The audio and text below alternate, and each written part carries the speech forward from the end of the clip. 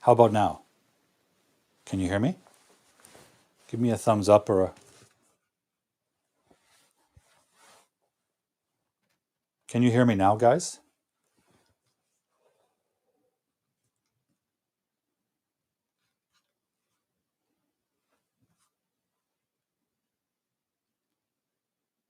Okay, good. Thank you. So we're talking about this word boring. Okay? I am boring when I have nothing to do. And my learner asked me, they were told this was not correct. They want to know why. So I'm gonna answer that. So I am boring when I have nothing to do. If you have nothing to do and you want something to do, but you can't think of something to do, or you're not able to do something, we have a different feeling. So this sentence wants to describe I. So this is me. I am talking, and I want to describe my feeling. Okay? If you want to describe my feeling, we don't use this form. We use the ed form. Bored. Okay? I am bored. It's my feeling. Okay? So this is me. My feeling or my state. Okay? So I am this. And that's true for lots of different words. Okay? I am married, right? I am married.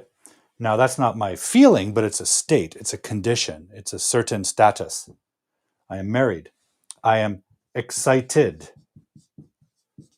I am confused, right? When you don't understand some grammar, you say, I am confused. This tells you about my feeling.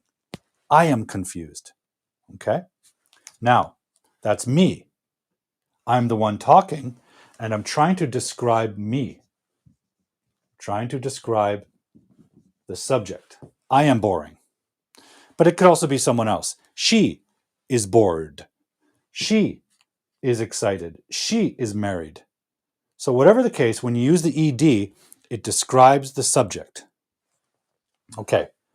Now, what if I watch a movie and the movie I want to describe? Well, that's when you use the ing. You say, the movie, it was slow, nothing happened, I didn't understand it. The movie was boring, exciting, interesting, right? Even if you say it, you are describing that thing, not you. Okay? So try to remember that. When you are describing your state or your feelings, I'm bored. That's how I feel. I'm married. That's my state. I'm excited. That's how I feel. I'm confused. That's how I feel. Right?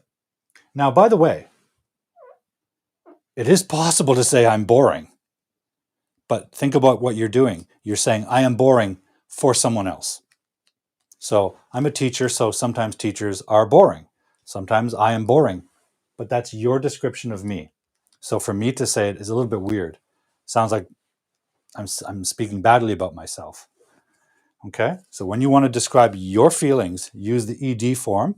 When you want to describe the other thing, use the ing. Interesting movie. Interesting friend. Boring friend. It's possible, right? But if you think your friend is boring, maybe you shouldn't be friends. Back to the spray. Okay, so that's one question that I was sent earlier. By the way, guys, bear with me. I'm going to be a little slow today. If you want to see the links for this, I will post them on Hardboiled English at Hardboiled English. When I post the recording of this show, I'll put these in the link, the Amazon link, so you can buy your own, and our show can raise a couple of dollars. Like I said, guys, this show does cost money and it makes no money. So if you buy this product, I get a little money from Amazon. And that goes to support the show. It doesn't pay for my champagne and Ferraris. I don't have that. I'm a humble, poor teacher. Okay. I'm going to go to another question. Okay, because this one was sent to me in advance. And this is a good question. Okay, what's the difference between she looks happy and she seems happy? She looks like happy, she seems happy. Okay, she looks happy. See how that works? I sprayed the board and it's not wet. It dries instantly. Pretty much. She looks like happy.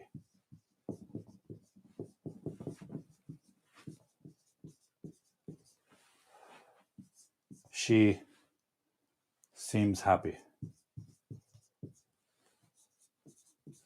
Okay. If you look closely at these two sentences, we can see that both structures are almost the same. We have a subject, we have a verb. That's not an object, that's an adjective. So when you have an adjective over here, on the other side of the verb, we call it a complement. It tells us information or describes the subject, right? So she looks like happy, she seems happy. Which one's correct? Well, this one's not correct, this one's okay. And I'll tell you why. We have this word here, which is the only difference between this sentence and this sentence. The only difference in structure.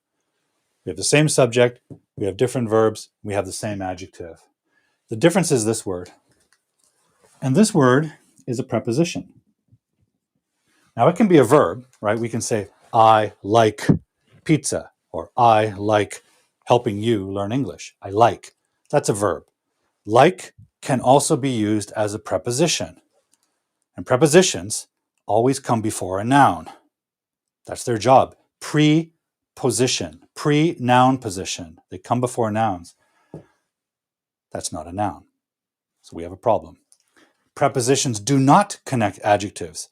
They connect nouns. So we have to get rid of that. Okay? And you'll see here that these two verbs are doing something a little special, right? I think you might know already that when we have an adjective over here, usually we're using a be verb, like she is happy. Subject, be verb, adjective. That's the more common structure, right? She is happy. And this is describing her, just like I am happy, describing I. Okay? Now, we're not using a be verb here and here, though. But these two words are working the same way as a be verb. Why is that? Because these two verbs belong to a special category of verbs called copulas. Another way we can call them is linking verbs. They link the subject with a complement. They connect them. And they're not actions, right? She seems happy. That's describing her. She looks happy. That's describing her. So these two verbs work the same way as a be verb because they all belong to this copula category. They're not action verbs and they're not state verbs. Their job is to connect this complement. Now, they can also connect a noun, but then that's when you use like. She seems, let's try this.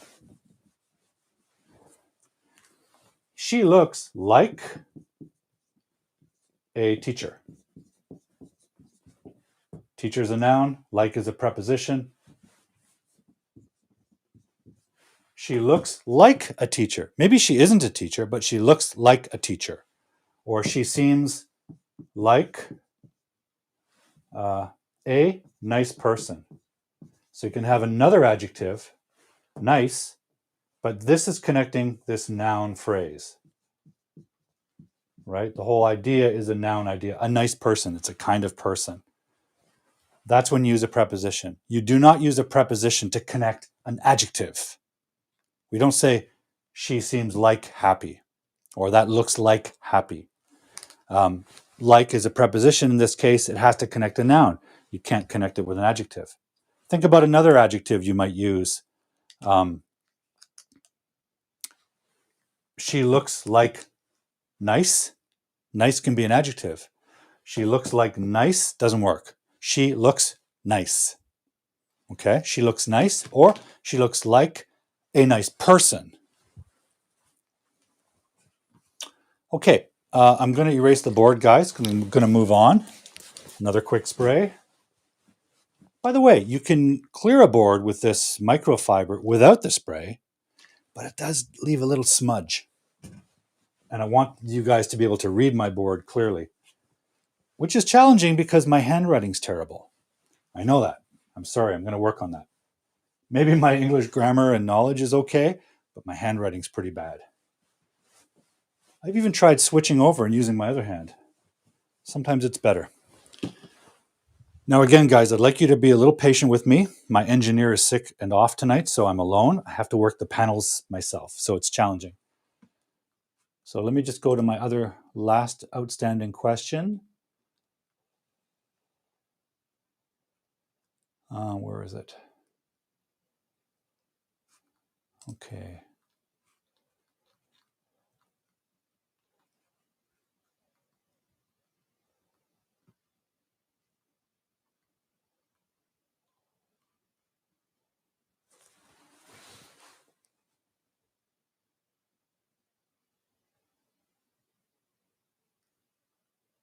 Okay, I'm going to answer a couple of your questions now, guys.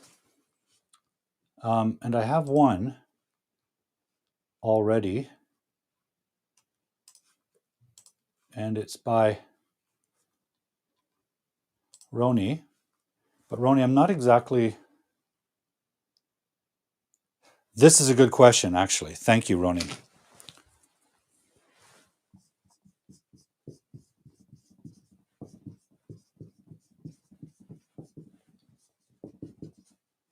This is actually a very common problem, especially for North American speakers. And I'll show you in a moment. So all people respect him. And Roni's asking, how can I say this sentence in a negative structure? Well, usually when you want to make a negative, you put not in front of the verb, right? Or do not. So you might think to say, all people do not respect him. Okay, that's possible. But there's a problem here. First of all people is not really the correct or clear way to structure this sentence or this phrase. All people, we have a word for that you should use, which is everyone. Everyone respects him. Okay? When you use all with people, you need to have a definite article, the. You need to say all the people in this room or all the people in Canada. You're talking about a specific group. All people means everyone. So everyone respects him. What's the negative? Well, this doesn't quite work. But we have an opposite word for this that's negative, which is nobody or no one. And then you can follow the same pattern. No one respects him. And by the way, guys, with negative expressions, you can always, there's a common thread. It's the N. There's always an N when something is negative. Nobody, not, no, have not, haven't. There's always an N, and you only want one in every sentence because you only need one negative. So you can say, nobody respects him, right? Or no one respects him. Here's the problem I see out there that I hear. Some people will say everyone. This is very common in the US, by the way, and I think it's a problem. Everyone does not respect him. So the problem with this sentence, first of all, is that you start with a positive, everyone, then you have a negative, not, and then you say does not respect him. Now that's possible, but it's pretty awkward, right? Now I'm going to show you something else that creates a secondary problem. And it's related to how far the negativity extends. Okay.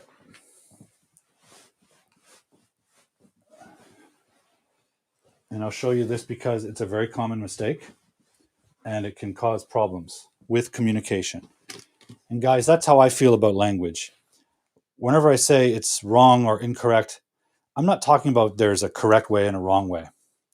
For me, the right way is the way that communicates the most precise meaning you want. For me, that's the goal in language. It's not about passing a test. It's not about using the grammar in the standard correct way. It's really related to how clear your meaning is to the other person and how precise it is, how closely it matches your idea. That's what we want. Okay, here's a couple of common expressions, structures that I see a lot and hear a lot.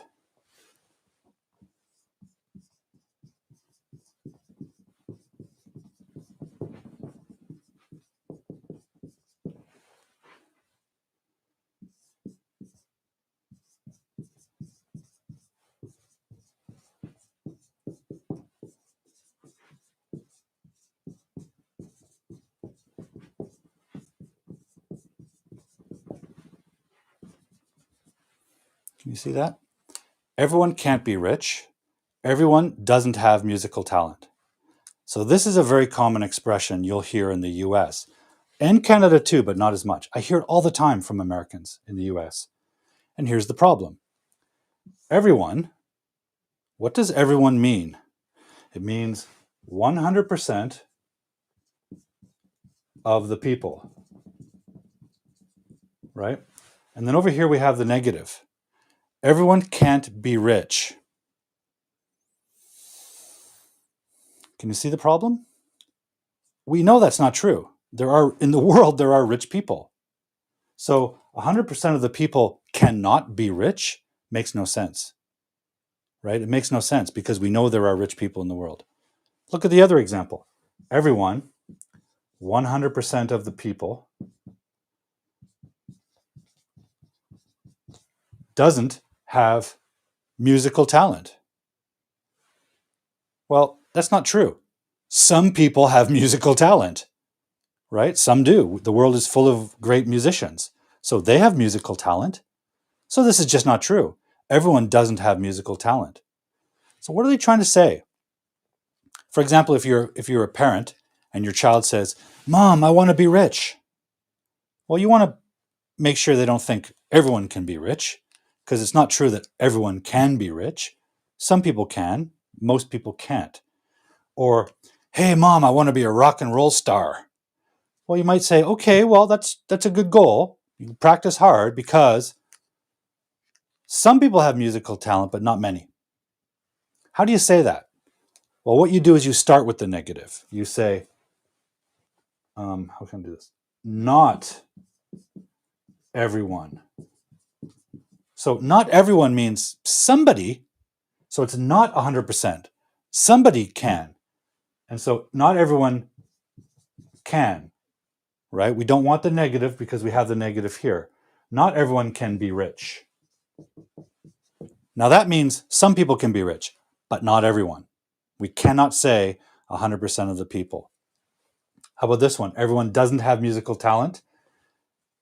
Not everyone has I should use the adjective, musical talent, right? Not everyone, but that means not 100% of people. That means some people do, but not everyone. Okay? That's the correct way to structure a negative sentence with a positive verb. And it's related to the scope of negation.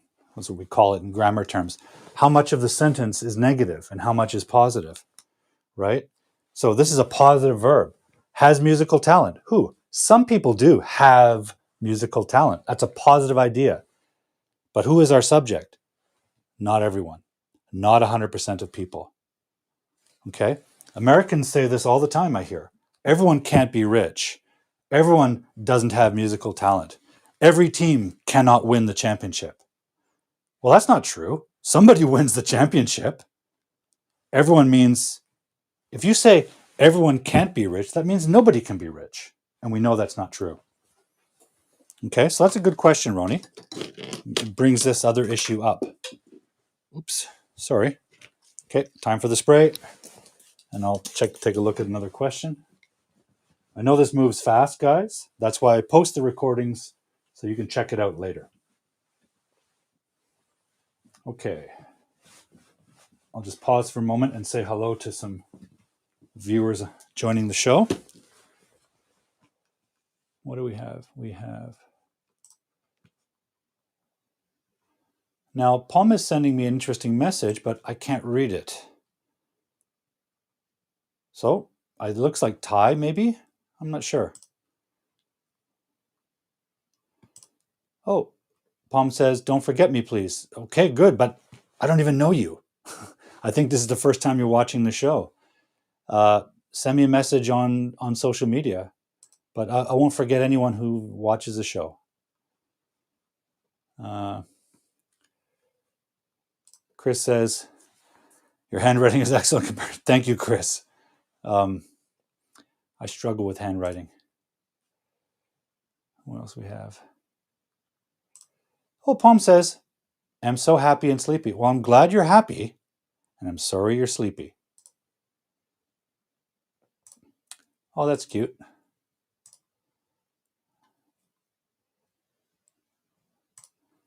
Palm says, I love international. Okay, wonderful. I do too. Palm, can you tell me what country you're in? I don't know that. I don't know you well enough. Please introduce your country that you're watching from. Oh, here we go.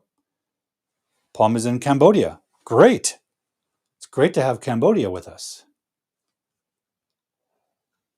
Okay, who else do we have here?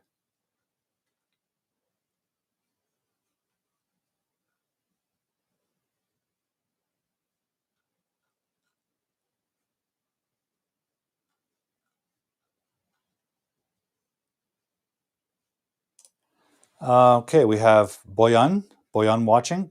I'm not familiar with you, Boyan, but welcome to the show. What country are you watching from? Nice to meet you. Thanks for watching.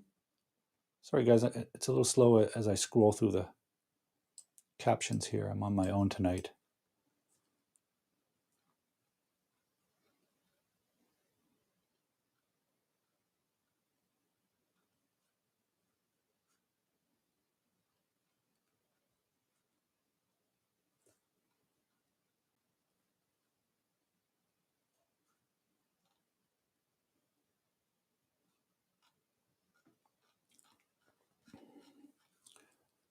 Okay. Oh, Boyan's from Nepal. Welcome, welcome. Thank you for joining the show. If you're just joining the show, please say hello in the comment thread and tell me what country you're watching from. Things are moving a little slow today, guys. I'm on my own. My engineer is sick today, so I gave her the day off. Okay, we have my Korean friend. Who is this? This is Jay. I wish Teacher Paul would be world star in English. Thank you. I think that's Jay. Well, help me be a world star in English. Share this show. Guys, you know, the more people that watch this show, the longer I can continue doing it. If you can share this on social media and share the YouTube links, get more of your friends watching, eventually maybe this show can make a little money and continue, because the show does cost money. And I'm happy to provide it free. I want it to be free. But we need support for that because it does cost money. And it only gets more and more expensive. So let's make this a popular show, guys. Tell your friends. Share it around the world. Share it on your social media. Let's get more and more people watching the show. And that will really help.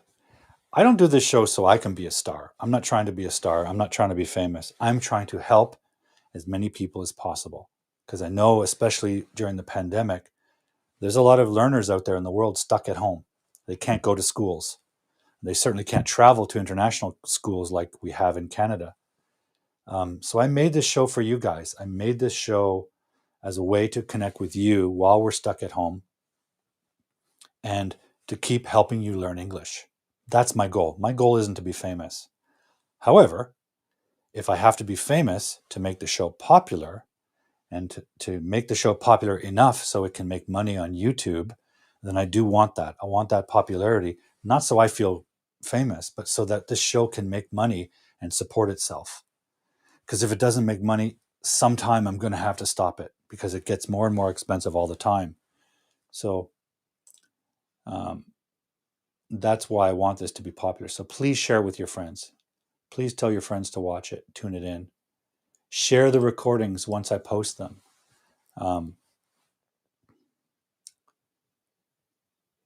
Pom is sending some very cute comments. I love my China, USA, India, Japan, the world. Well, I'm in Canada. Don't you love Canada? I'm actually not in the USA. I'm in Canada. It's a very different country, even though it's close.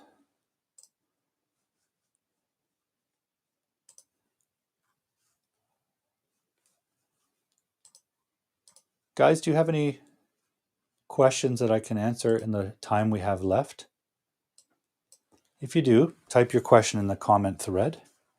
I may not be able to get to all of them. We only have 10 minutes left. But if you have something on your mind,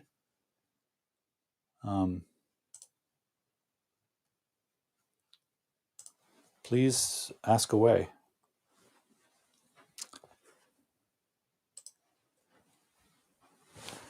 How's everyone doing? Everyone okay? Everyone safe? Everyone healthy? I hope so. Okay. Thank you, Chris. Thank you always. Chris, for those of you who don't know Chris is a regular viewer and friend of the show. Chris is in Belgium, in Northern Europe. And it's a very different time. Right now, it's 7 p.m. my time, so it's basically dinner time. Chris, what time is it in your country right now? I think it's like 4 a.m. or something, right? So whatever the case, thank you for staying up and watching the show with us. It's very nice of you. Really appreciate it. By the way, guys, speaking of support, I also have a Patreon page. If you really want to support the show, think about going to Patreon, looking for Hardboiled English here, and think about our various support packages. You can support the show with very, very small amount of money, or more money. But the show is looking for some support because it's getting very expensive to produce it. In Nepal, it's 8:36 a.m. Well, thank you for waking up with us, Boyan and Tirath, because I know you're in Nepal as well. Chris says it's 4:50 a.m. Amazing. Thank you, Chris. I'm honored that you would stay up just to watch this show. It's remarkable. I really appreciate that. You're the kind of viewer that makes me want to do this show. And guys, I'm a teacher, and you may not know this about teachers, but some days teachers don't feel like teaching. They're tired. Maybe they have other things on their mind. I'm guilty of that too. I'm a human being. I have a life outside of this box. And sometimes it overwhelms me, and sometimes my mind is elsewhere. Sometimes I'm tired. And sometimes, I don't feel like I'm 100% for the show. But like most teachers, we do the show anyway. We do the class anyway, because we do not want to disappoint our students. And that's how I feel about you guys. When I know that Chris is staying up late, I don't care how I feel. I don't care how tired I am. I will do this show. Okay, Angel's got a good question, my friend in Mexico. What's the difference between dramatize and overact? Great question. Okay.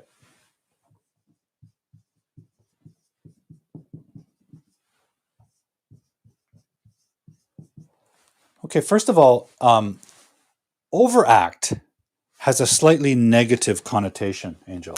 Slightly negative. For example, Tom Cruise is an actor. When he is in his movie, we expect him to act. But if he starts doing all kinds of ridiculous gestures that don't fit the scene, we would say he overacts and it doesn't look real anymore. It looks ridiculous. So this is an overact is a little bit like saying my teacup is too full. It's too much. So it's a little bit negative. Dramatization, to dramatize doesn't have positive or negative, right? It's got no connecting meaning like that. Now, what does it mean? Dramatize means to put into a drama, to make dramatic.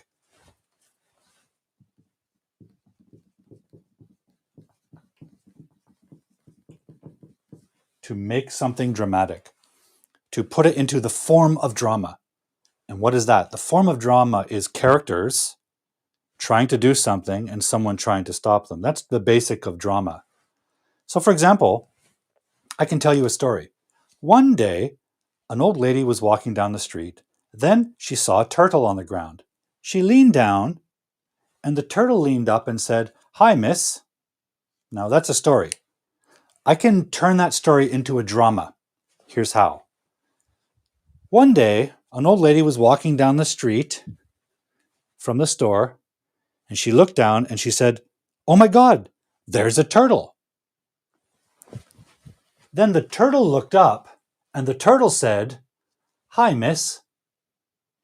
Okay, so I just dramatized that story. I brought it to life, having the characters interact like in a stage play or a movie. That's dramatics, right? Having characters interact with each other. So to dramatize something means to tell the story in that style. Okay. For example, my video series English Weirdness, it dramatizes miscommunication. You can see at the beginning of every episode a little drama where characters are having problems communicating. Okay, that's dramatizing a situation. It's not necessarily negative, right? When you're making a video or a movie, you want to dramatize the story. You want to bring it to life so that we're watching it happen, like in a real scene. Overact means to act too much.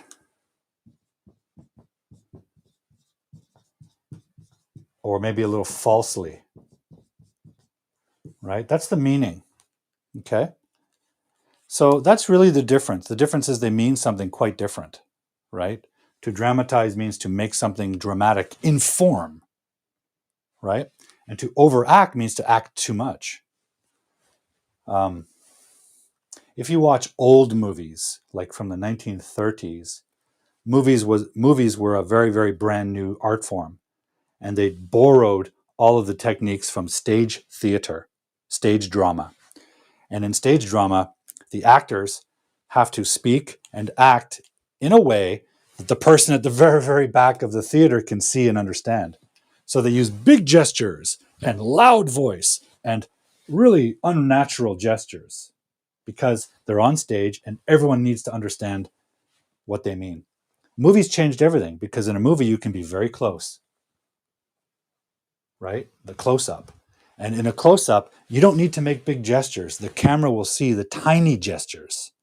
So acting calmed down, right? Especially in the 1950s and 60s with actors like Marlon Brando and later Robert De Niro, actors who could perform tiny, tiny movements and express the emotions.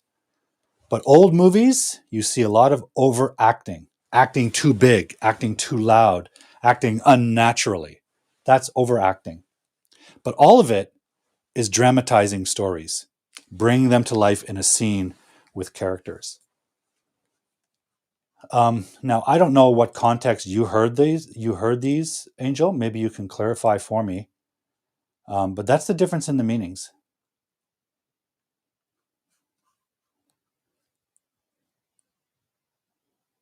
We're almost out of time, guys.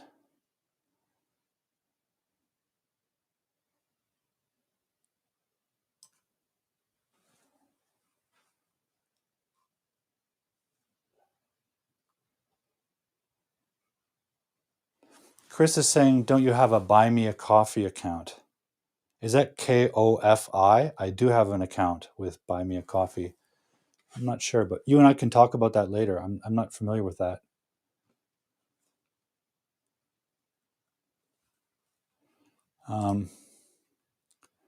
Boyan saying, actually, I followed on CH and I have got live notification. I jumped here, sir. What's CH? I think I don't know CH. A YouTube channel?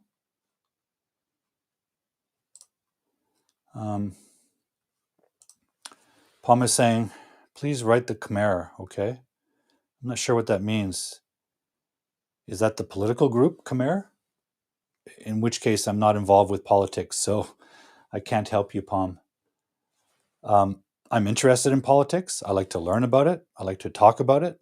But as a teacher, all I'm interested in is helping you guys with your English. Now, we can use our English to talk about politics, but I'd prefer to do that privately or in our conversation cafe. Who else is here? Oh, we have Aiko with us. Hello, Aiko. Aiko, if you're the Aiko that I think you are, I want to say congratulations because you passed a very important exam recently. So hopefully I've got the right Aiko. Are you Aiko that passed the test? My student and friend Aiko is originally from Japan. She's been living in Canada for a while and she's planning to be a nurse here in Canada. Being a nurse in Canada is an excellent job.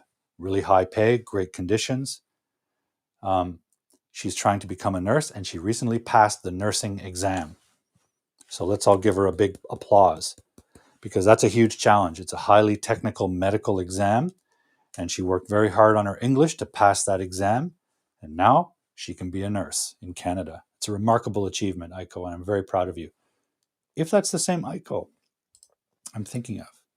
Pardon me, guys. I'm just going to get some water. Okay, who else has a comment here? As you can see, guys, I'm scrolling alone here. My engineer is off sick tonight. Oh, Boyan's on Clubhouse. Okay, Clubhouse. Yeah, I've been just starting to experiment with Clubhouse to meet new learners and to join discussions about English. I'm still trying to figure out how to work it. But Boyan, thanks for joining. Thank you very much. And, please tell your friends about this show. This show airs every Friday night, 7 p.m. PDT, that's 7 p.m. Vancouver time or Los Angeles time, every week. So please join us again and tell your friends. Okay. It is Aiko, my friend and student Aiko. Aiko, congratulations, everyone. Give her a round of applause. Her achievement is really exceptional. I'm very proud of her. It's one thing to travel to another country and sightsee. That's achievement. It's another achievement to go to a country and study in university or language school and do well. It's a huge achievement to pass things like the nursing exam that gives you the right to work here in a profession. That's an enormous step in your second language. So congratulations, Aiko. I really, really, very proud of you. And I know, because I helped you, I know how much work you did.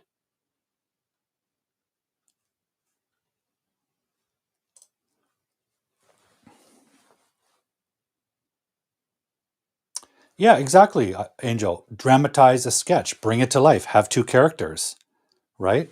And have them, instead of telling the story, show the story happening. That's dramatize.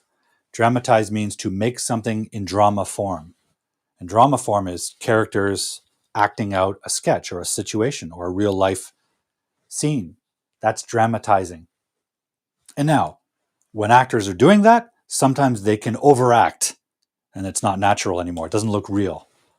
We want them to underact or just act. Overacting has that negative meaning. Okay. Chris says, congratulations, Aiko. Good.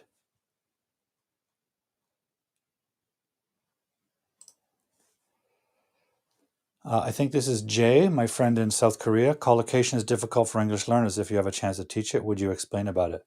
Okay, Jay, that's a good point. I'm not going to have time to do that now, but I will do that next week. Collocations are groups of words, little clusters, or one or two or three sometimes, words that always seem to work together, right? It's not a grammar rule, it's a meaning rule. For example, it's not phrasal verbs like turn off, turn on the lights. That's a phrasal verb. They always work together to create a specific meaning. Collocations are things like uh, talk about something. We talk about something. Or discussions related to. Discussions related to. You often hear those together. So it also depends on the kind of profession or context. They often have expressions. Those are collocations. And really, you have to learn them in context. You can look at a list and learn them. They're not a grammar form. What they are is a kind of technique for learning. If you can learn collocations, you can understand grammar rules later. But they'll give you a clue how to structure a sentence. So Jay, I'll talk about those in future because they require some time on the board. And we are running out of time here.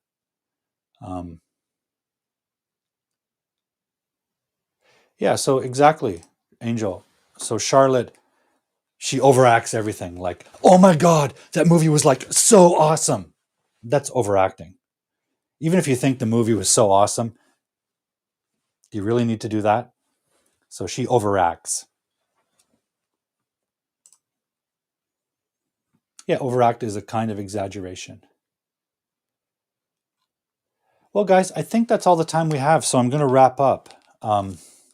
Thank you for your patience tonight because I was alone. So it takes a little bit of time away from the board to work the application. So I appreciate it. I'm going to go down. Usually I go down the list, but actually the list is incomplete because my engineer didn't write it. So I'm going to say goodnight to you all. So I'd like to just remind you, if you're not familiar, check out the YouTube channel, right? Hardboiled English. You can find me on social media at Hardboiled English. I'm all over the place. I'm on Twitter, Facebook, YouTube, LinkedIn, Instagram, Hardboiled English. Okay, find me, connect, let's talk. Don't forget to go to the YouTube channel if you haven't seen it. Check out my series, English Weirdness. There's lots of episodes. We have a new episode coming very soon. New episode coming very soon. Sorry, guys.